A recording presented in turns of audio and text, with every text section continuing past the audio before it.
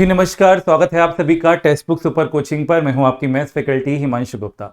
आप सभी के लिए आज मैं एक बहुत ही इंपॉर्टेंट इन्फॉर्मेशन लेके आया हूं। आज है 11 अगस्त और एक महत्वपूर्ण दिन है क्योंकि आज के दिन सुप्रीम कोर्ट का एक खास निर्णय, खास सूचना आपके लिए यहाँ पर आ चुकी है, जो टीचिंग एग्जामिनेशंस के पॉइंट ऑफ व्यू से बहुत ही ज़्यादा इम्पोर्टेंट है, खास है। बहुत सारे यहाँ पर अभ्यर्थी हैं जिन्होंने बीएड किया हुआ है, डीएलएड उनका नहीं था, उन्होंने केवीएस भी दिया था। इस बार उन्होंने बिहार शिक्षक भर्ती फेज में भी अप्लाई किया है। कई राज्यों में जो परीक्षाएं हैं वहां भी कई राज्यों में पास कर दिया गया था, मान्य कर दिया गया था बीएड अभ्यर्थियों को पीआरटी की जो प्राथमिक स्तर की परीक्षा है उसको देने के लिए। लेकिन आज जो निर्णय लिया गया है उस निर्णय से ये सारी जो चीजें हैं वो अब बदल जाने वाली हैं।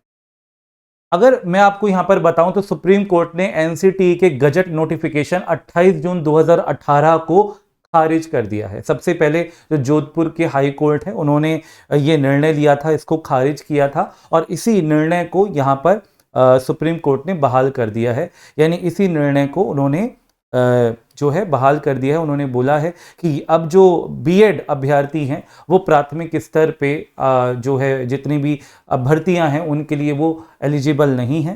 ठीक है, और ये गजट जो नोटिफिकेशन है अगर मैं आपको दिखाऊं तो ये भारत सरकार की तरफ से दिया गया था, उसी नोटिफिकेशन को इन्होंने खारिज कर दिया है। ठीक है, तो इन्होंने क्या कहा, इनके यहाँ पर हम जरा देख लेते हैं और ये पूरी की पूरी जो कॉपी है ये हर एक अब राज्य को भेज दी जाएगी और किस तरीके से असर पड़ने वाला है आपकी आगामी परीक्षाओं पर, या असर पड़ेगा जो भर्तियां पहले हो चुकी हैं उन पर, वो सारा जो डिस्कशन है वो आज मैं आपके सामने करने वाला हूं, सबके साथ करने वाला हूं। तो 11 अगस्त 2023 आज का दिन है। तो सुप्रीम कोर्ट ने बीएड बीटीसी मामले की जो आज सुनवाई है ना, उसमें बीएड अभ्यर्थियों को प्राथमिक भर्ती के लिए भर्ती से किया गया बाहर। इसमें मेंशन किया गया है कि प्राथमिक भर्ती से क्या है, बाहर कर दिया गया है। बीटीसी अभ्यर्थियों की प्राथमिक शिक्षक भर्ती में हुई वापसी।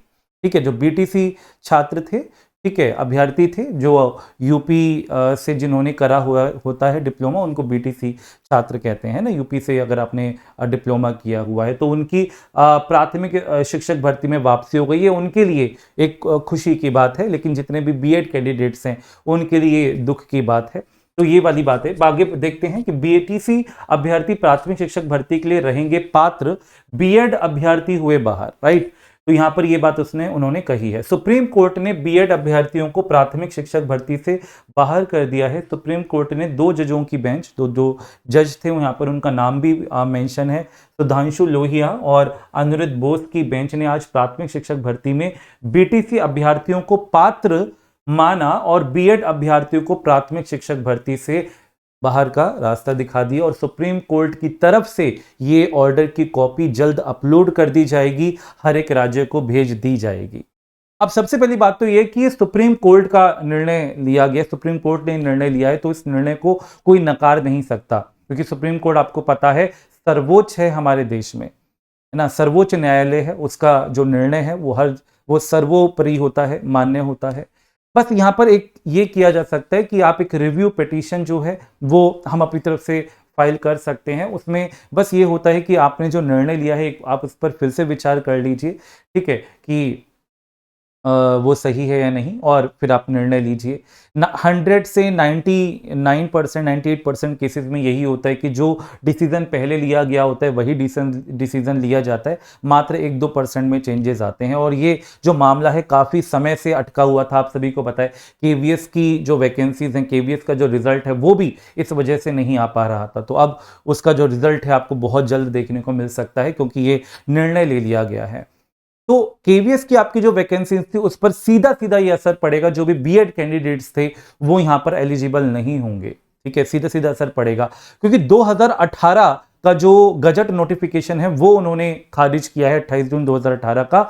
यानी इसके बाद अब उसके बाद भी काफी भर्तियां हुई हैं जो पूर्ण रूप से कर दी गई थी। राइट, उनका जो पूरा का पूरा जो प्रोसेस था वो कंप्लीट हो गया था, ज्वाइनिंग प्रोसेस भी हो चुका था। वहां पर इसको लागू करना थोड़ा सा डिफिकल्ट हो जाएगा, क्योंकि जो सिस्टम में टीचर्स पहले से आ चुके हैं ना, उनको अब कैसे बाहर लेकर आएंगे। तो वहां पर वो चीज हो सकता है अप्लाई ना हो पाए। लेकिन जिनका प्रोसेस कंप्लीट नहीं हुआ है, जी मैं सीधी सीधी ये बात कह रहा हूं, यानी कि केवीएस हो गया आपका, अभी बिहार का 7th फेज का आपका एग्जाम हो गया, क्योंकि 6th फेज वाला तो चलो उसकी भर्ती तो हो चुकी है ना।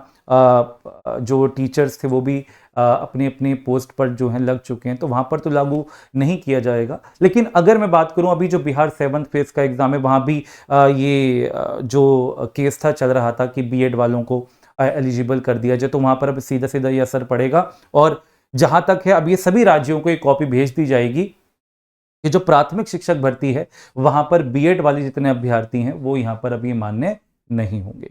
ठीक है, तो ये एक ये डिसीजन है, निर्णय लिया गया है सुप्रीम कोर्ट के द्वारा। और ये जो सूचना है ये आप तक मुझे पहुंचानी थी आज।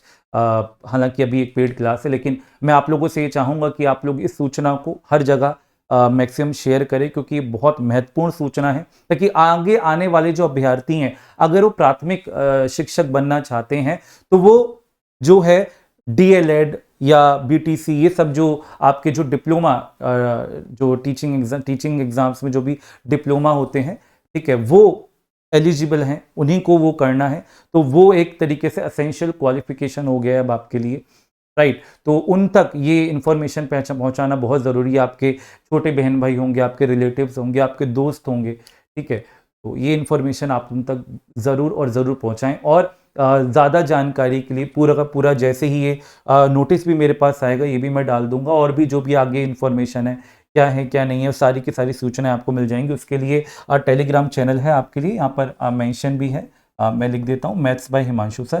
तो आप लोग इस टेलीग्राम चैनल को ज्वाइन कर लेना, ठीक है।